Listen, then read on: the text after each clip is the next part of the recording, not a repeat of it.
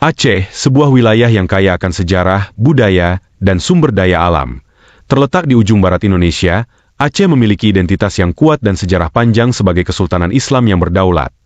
Namun, bagaimana Aceh yang dulunya berdiri sendiri sebagai kerajaan yang kuat menjadi bagian dari Republik Indonesia? Inilah cerita tentang bagaimana proses integrasi Aceh ke dalam Indonesia yang penuh liku dan kontroversi. Sebelum Indonesia merdeka, Aceh adalah salah satu kesultanan Islam paling kuat di Asia Tenggara. Selama berabad-abad, Aceh berdiri sebagai pusat kekuatan politik, ekonomi, dan agama di kawasan ini.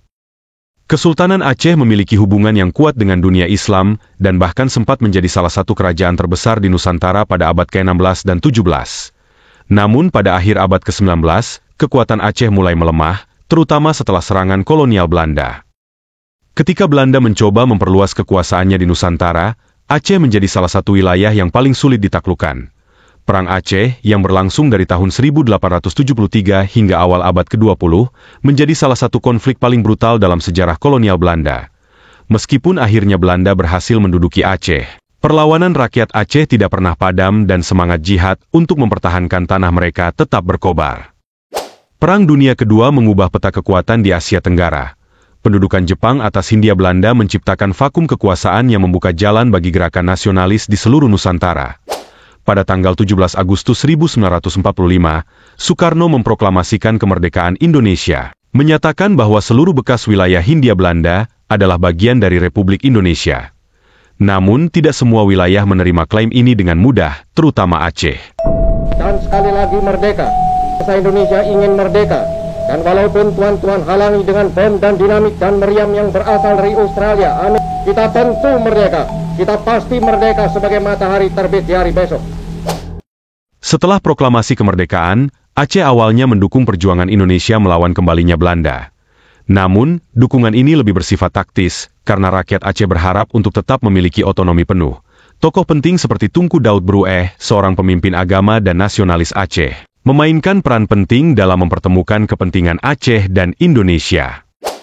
Namun, hubungan antara Aceh dan pemerintah pusat Indonesia mulai retak ketika Jakarta tidak memenuhi janji-janji otonomi yang diberikan kepada Aceh.